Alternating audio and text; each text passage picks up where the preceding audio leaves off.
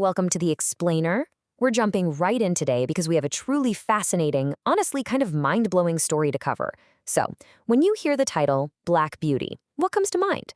You probably picture a sweet, heartwarming, nostalgic story about a horse, right? Well, prepare to have your entire perspective shifted because we are going to dive straight into the actual source material behind this legendary book, and it is nothing like you'd expect.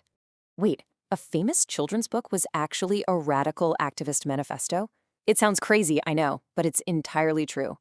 Our goal today is to completely shatter the assumption that Black Beauty was written as just some simple, feel-good fairy tale for kids. The reality? Anna Sewell penned this novel as a gritty adult exposé. She designed it to shine a blazing spotlight on the invisible labor and systemic cruelty of her era. So, let's dive into our first major section and see exactly how this all came together. Section 1, More Than a Children's Book. To really get what Black Beauty is all about, we need to pull back the curtain and look at the astonishing scale of its impact. I mean, Anna Sewell's singular literary achievement wasn't just a book, it was a total cultural earthquake. 50 million. Let that sink in for a second. That is the staggering estimated number of copies Black Beauty has sold worldwide. It's been translated into 50 different languages, easily making it one of the best-selling books in the English language. But here's the thing. It wasn't just a massive commercial success. It literally, permanently changed animal welfare laws across the entire globe. But to understand how a single piece of fiction pulled that off, we have to understand the brilliant mind behind it. Section 2, The Woman Behind the Horse. Anna Sewell's deep empathy for horses wasn't just some casual passing interest. Not at all. It was actually born out of her own lifelong physical suffering and her absolute reliance on these specific animals. Picture this. When Anna was just 14 years old, she slipped on some wet leaves and suffered a completely crippling ankle injury. It never healed properly. For the rest of her life, she was unable to walk or stand for long periods. And because of this disability, she became entirely dependent on horse-drawn transport just to get around. She spent countless hours driving her father to and from the station. And through this daily interaction, as the quote goes, a mutual confidence and friendship sprang up, and she learned all their secrets. Because she relied on them so heavily, she developed this incredibly profound, empathetic connection with these working animals. And her masterwork was born from a timeline that is as inspiring as it is tragic. Actually, scratch the image of a healthy author sitting at a writing desk. Sewell became seriously ill in 1871, basically confined to her bed or a sofa. She spent the next 6 years writing Black Beauty, often just dictating it to her mother when she was physically too weak to hold a pencil. The book finally hits the world in late 1877. Sadly, Anna passed away just 5 months later, in April 1878. But she lived just long enough to see her life's work become an immediate, undeniable smash hit. Section 3, The Victorian Industrial Machine. To really grasp why this book succeeded the way it did, we have to completely reframe our view of the Victorian era. We always think of Victorian England as this polite, super refined historical period, right? Top hats and tea times. In reality, it was a brutal, extractive industrial system, and the whole thing ran entirely on equine labor. Just look at the staggering scale of the horse-drawn economy in London at the end of the 19th century. We are talking about 120,000 total haulage workers, with 68,000 of them working specifically as carmen and carters. In this booming, rapidly expanding urban landscape, horses and their working-class drivers weren't treated like living beings. They were treated as mere modular components in a massive, unfeeling machine. If a part wore out or broke down, it was simply discarded and replaced. No questions asked. Sewell actually captures this systemic grind perfectly in the structure of the novel itself. She intentionally juxtaposes the complex, idyllic farm life that the horse, Beauty, experiences early on against the flattened, super high-stress environment of urban London. The countryside allows a horse to exist as a living creature with actual needs, ecological balance, living rhythms. The city, on the other hand, demands constant mechanical output. It's all fixed gears. Any need for rest is treated as a flaw in the system that literally has to be whipped out of the animal. Which brings us to what is basically the ultimate symbol of this systemic cruelty, the bearing rein. This cruel strap served absolutely zero functional purpose for the horse's actual worker. It was an algorithmic constraint. It was just a way to force the horse's head up into this fashionable arch to optimize the carriage's aesthetic for its wealthy owners. The cost of this so-called societal optimization? Immense, agonizing physical pain and long-term respiratory damage for the animal. All for fashion. And Sewell didn't just rattle off facts about this, she made us feel it.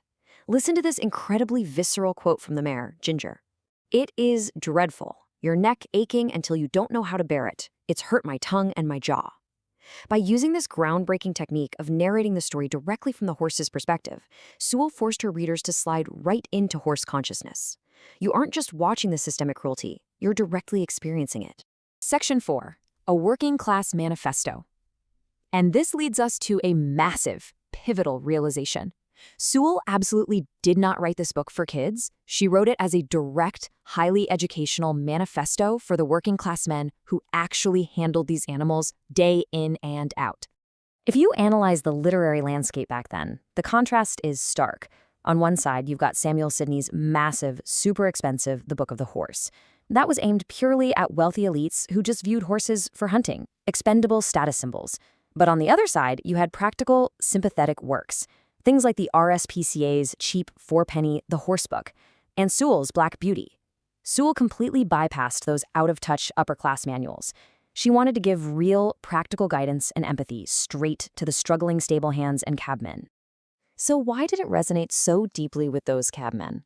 Well, first off, the book was affordably priced at just $1. But more importantly, it functioned almost like an investigative documentary. Sewell acknowledged that the cab drivers were also victims here. They were being squeezed dry by high license fees and incredibly greedy cab owners, essentially forced by the system to overwork their horses just to survive and feed their families. Sewell fiercely condemned the upper-class hypocrisy that caused all this suffering up and down the chain, and honestly, the working men loved her for it. Section 5. Hollywood's Modern Delusion. Now, we really have to look at how modern media has completely stripped away the radical, working-class roots of this incredible story. It's honestly a massive shift when you look at the source material compared to, say, the recent 2020 Disney Plus adaptation. What started in 1877 as a brutal, unflinching manifesto against systemic abuse and invisible labor has been seriously diluted. Reviewers literally called the modern adaptation a surface-level teen romance daydream. Let's break down exactly what got lost in translation here. So, the film shifts the setting away from the smoggy industrial streets of Victorian London and moves it to the modern US. It changes Beauty from a working-class English carriage horse into a female wild Mustang. But the absolute biggest change? It completely shifts the focus. By centering the narrative on an orphaned teenager's angst instead of the horse's raw experience of industrial exploitation, Hollywood took a literal social crusade and transformed it into a cliched coming-of-age film. They entirely missed Sewell's core political message. Section 6. A Legacy of Compassion.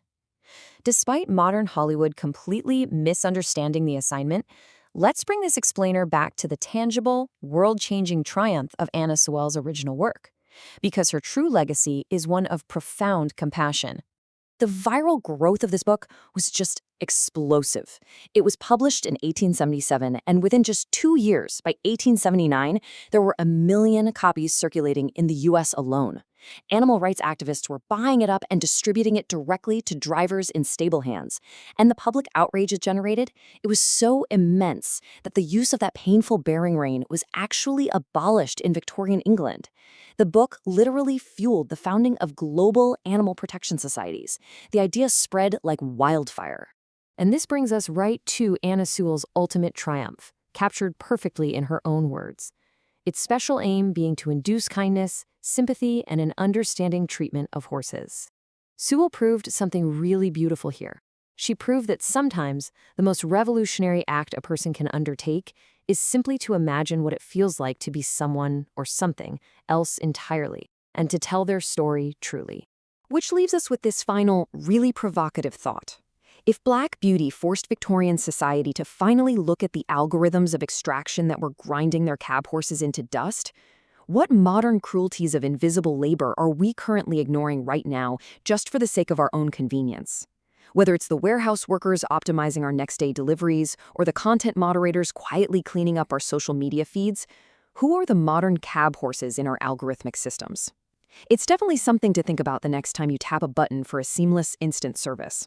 Thanks so much for joining me on this explainer, and as always, keep learning.